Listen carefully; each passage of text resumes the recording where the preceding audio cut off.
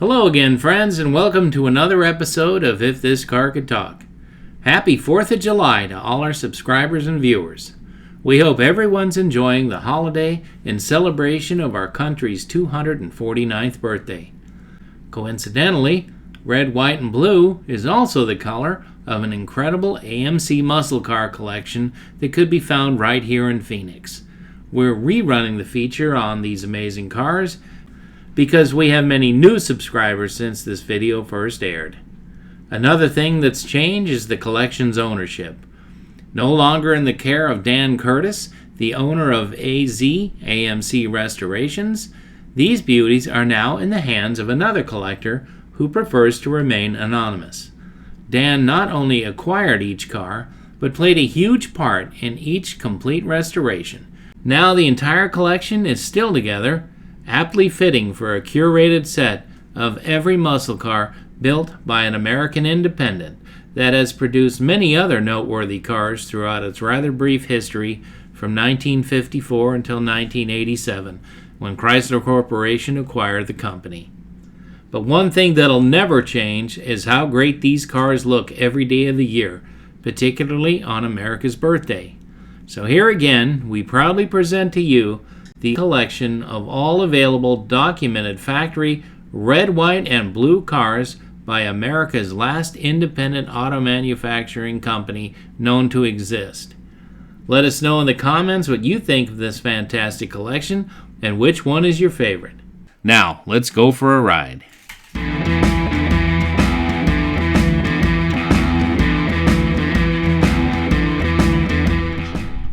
Hi, my name is Dan Curtis, and I own a company called AMC Restorations, and we actually restore American Motors cars.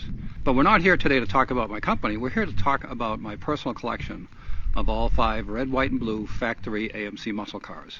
The car we're standing in front of right now is a 1969 Superstock AMX made by American Motors, and they made 52 of them. And in fact, this car is number 52, and it was a very successful race car when it was raced as American Dream.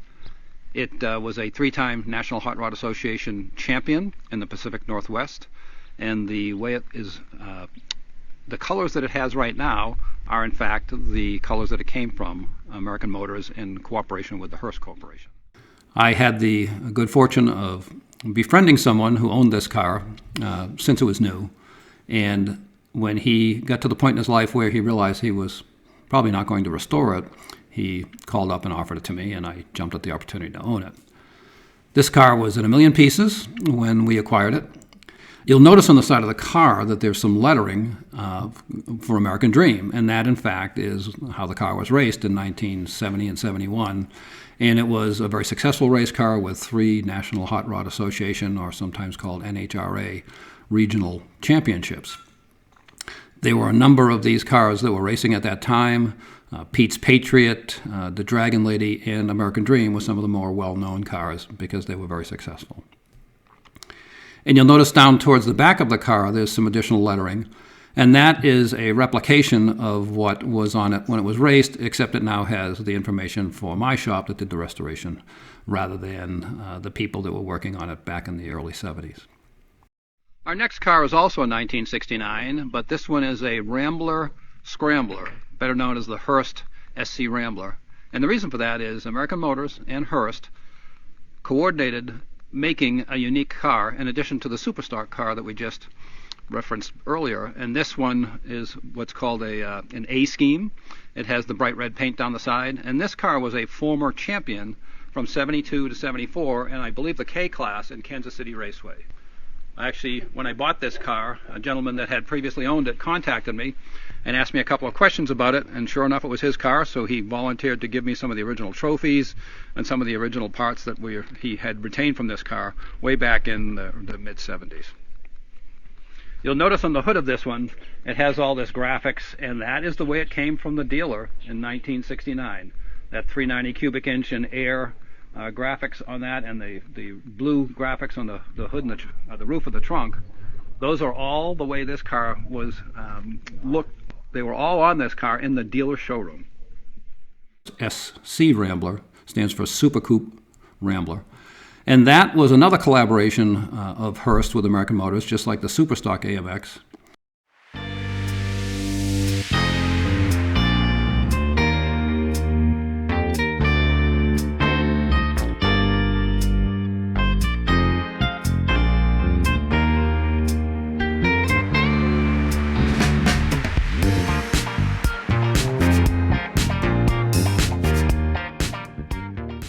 This next car is also a 1969 Hurst Scrambler, but this one is in a less bold paint scheme, which is called the B scheme. And rather than have the bright red down the sides and all the lettering and stuff on top of the hood, this one simply has red and blue on the side, which we'll show you in a side view in the pictures. And this one is also a pretty interesting car. This car was driven by the local Rambler dealership's wife, and she got pregnant and couldn't steer the car anymore, so then she had to switch to some other more family car. But can you imagine a woman that's 6 or 7 months pregnant driving this muscle car down the street as her daily driver? Pretty cool car, pretty cool history. They only made about 300 or a little less than 300 of these B schemes, and they made a little over 1,200 of the A scheme, and the total production was 1,512. I feel fortunate to have one of each, considering how rare they are.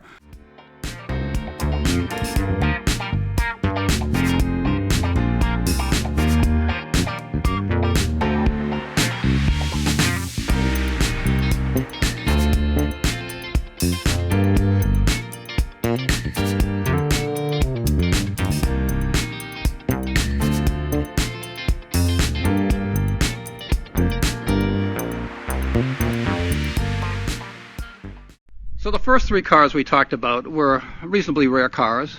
The Hurst Superstock AMX was one of 52, and in fact, number 52. The A scheme Scrambler, they made a little over 1,200 of those, and the B scheme Scrambler, they made a little under 300. This car here is called a Trans Am Javelin, and it's a 1970 version. And the paint scheme on this thing is exactly the way you could buy it from the dealership. And I added some wheels that were more consistent with when these cars were raced, but otherwise this is the way the car came. And they made 100 of these, and there are only less than 50 known to be remaining, and this is one of those 50. In 1969, the Penske team started racing for American Motors, and they raced a Javelin in this very similar red, white, and blue paint scheme. So early in 1970, American Motors decided to come out with a commemorative version of this car called the Trans Am Javelin. It had this rear wing spoiler, which you can see in the back in one of the photos, and that rear wing spoiler identifies the Trans Am Javelin as one of the unique cars.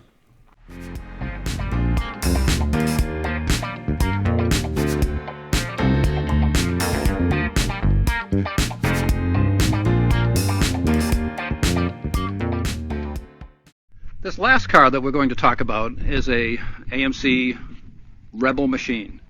And so in 1970, most of your car companies had large muscle cars. AMC had the AMX and Javelin, but they didn't have a larger car that was considered a muscle car. So they took the Rambler Rebel, and they put the big 390 V8 engine in it, and they put some additional go-fast stuff on the engine, which resulted in this car having the highest factory horsepower for American Motors of any car they ever made, and that's 340 horsepower. They made roughly a little under 1,000 of these red, white, and blue ones, and then somewhere around 900 of Rebel machines in solid colors. But the red, white, and blue ones appear to be the most favored version of that, and they're highly sought after. There were basically two versions of this. One is called the 25A, which is what this one is. It's the red, white, and blue version.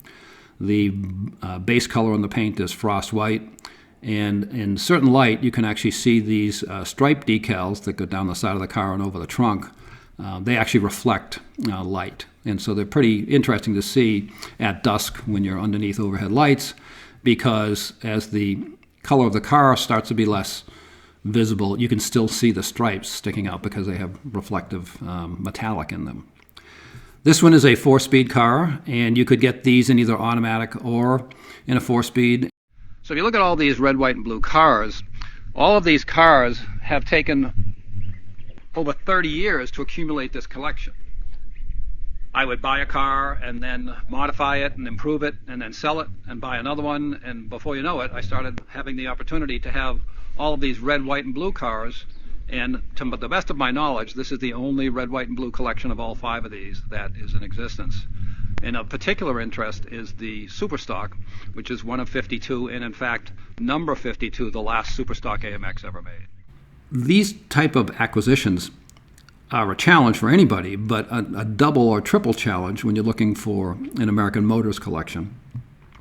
And part of it is because some of these cars have such a low manufacturing volume. So if you're trying to find one of 52 with only 36 or 38 or 39 known to remain, or you're trying to find one of 100 and there's only 45 or 50 of them known to remain, it's a real challenge to find those cars.